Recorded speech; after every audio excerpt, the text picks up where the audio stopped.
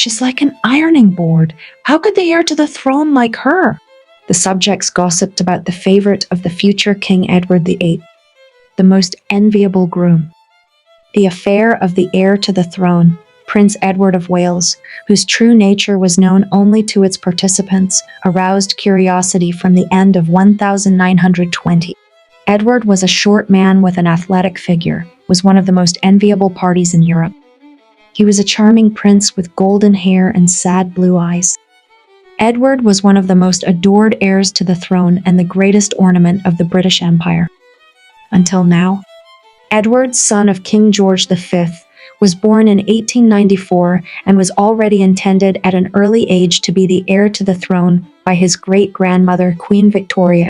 Growing up in a stuffy and strict atmosphere, away from his parents, and the role assigned to him from birth resulted in the boy growing up shy instead of confident.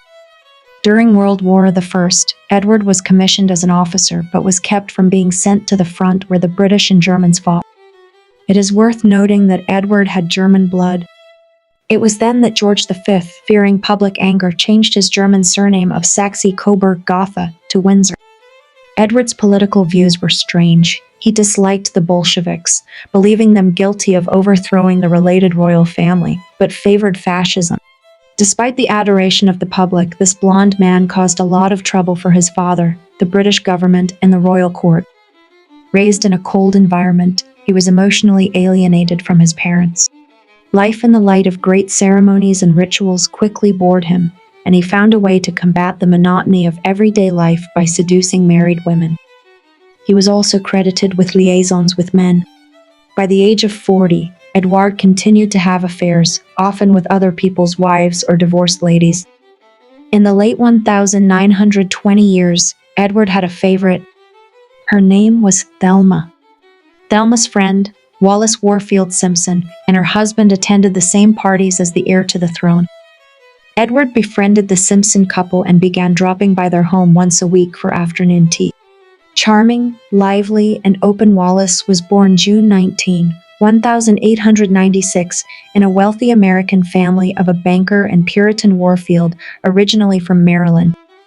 Her mother's family, Montague, was of French descent but resided in American Virginia. While still in college, Wallis dreamed of leaving her family and getting married as soon as possible. Her first husband, whom she married in 1916, was naval aviator Earl Winfield Spencer, the younger. He turned out to be an alcoholic and obsessively jealous. For example, he would lock her in the bathroom for entire days and evenings, tie her to the bed, and beat her. Wallis managed to divorce him when Wynne left her for someone else. Rumor has it that while with her husband in China, she learned the art of pleasure. That's probably just another rumor. Rumors linked Wallis with various men from diplomatic circles, among whom Italians were particularly prominent. She was credited with an affair with Italian Foreign Minister Galeazzo Ciano, as a result of which she allegedly became pregnant. It was said that a botched abortion made Wallis infertile. And after a tumultuous affair with businessman Ernest Simpson in New York in 1928, she quickly divorced her first husband and married Ernest. Whether it was love or cold calculation is unknown. Wallis came to London with her second husband. There she became friends with Thelma Furness, who at the time was a favorite of Prince Edward. In the fall of 1930, Thelma introduced Wallis Simpson to the heir to the British throne. Years later, Wallis admitted to Francis Donaldson, the biographer of Edward VIII, that she was very nervous before the first visit to the heir to the throne. Although she was always confident of her influence on men, opinions about her appearance varied. Some found her unusually attractive because of her expressive eyes, slender figure, and ease, while others compared her to an ironing board. Soon Edward invited her to Fort Belvedere near Windsor in January 1932. She increasingly won the affection of the prince, who threw a large party in honor of her birthday in June 1933. When Thelma left, Edward stopped returning her calls and eventually admitted that he was more attracted to Wallis. It is not known when their relationship turned from friendly to romantic. There are only rumors, such as a servant who saw the couple in bed at Fort Belvedere in 1935, for which he was promptly fired. However, Wallis continued to live with her husband, pretending, ostensibly with Edward, she is connected only friendship. What attracted the heir to the throne in a woman who was just over 40 years old? There have been various rumors about it. It was pointed out that Prince Edward likes mature women. However, all usually emphasized the liveliness, cheerfulness, and ease of communication Wallis, her warm smile and common interests with the prince, including gardening.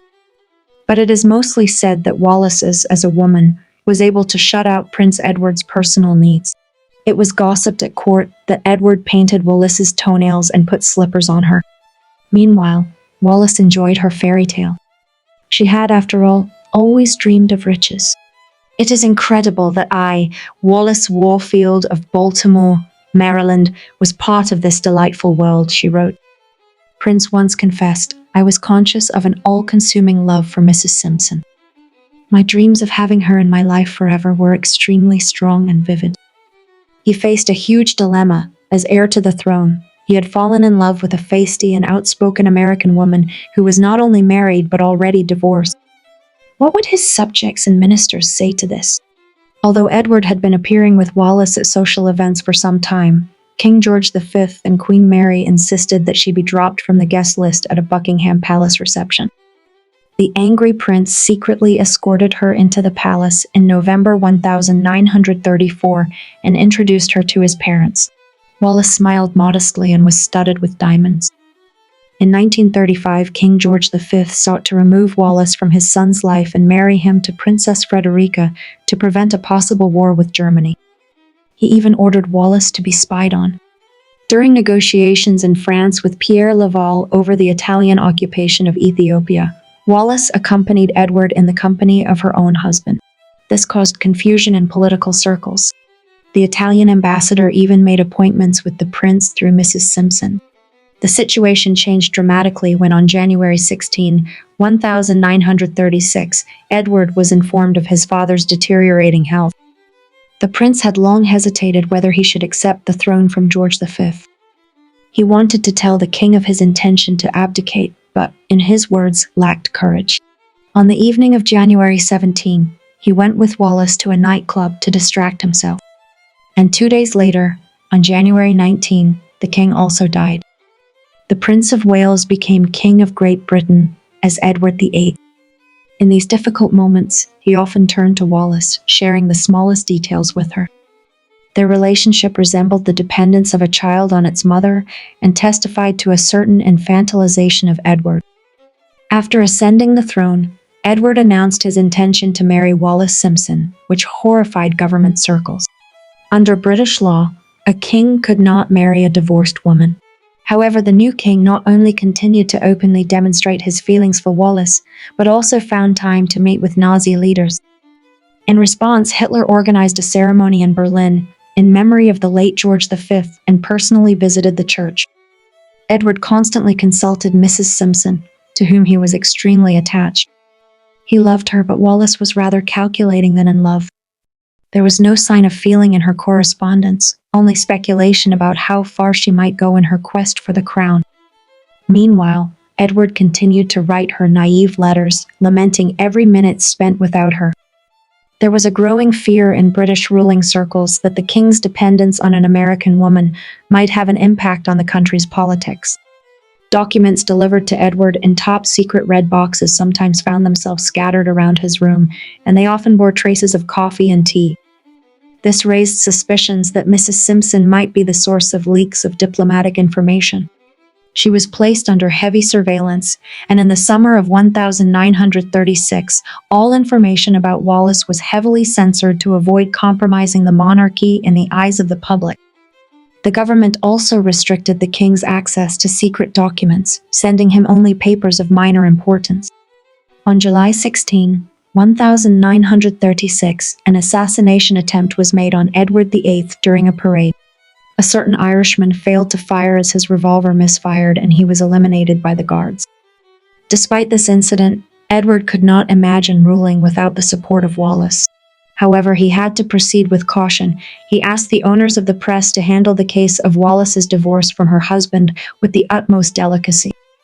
The divorce hearing was held on October 27, 1936, and Mrs. Simpson received a preliminary decree of dissolution of marriage.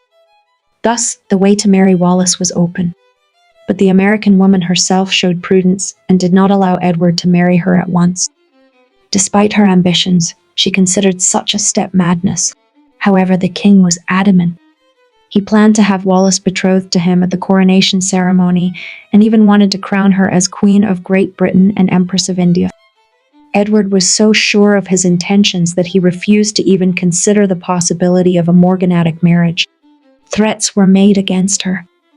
She was promised a poisonous liquid poured over her face or an assassin hired. A brick was thrown through one of the windows of her house, and all traces were said to lead to Lord William Beaverbrook.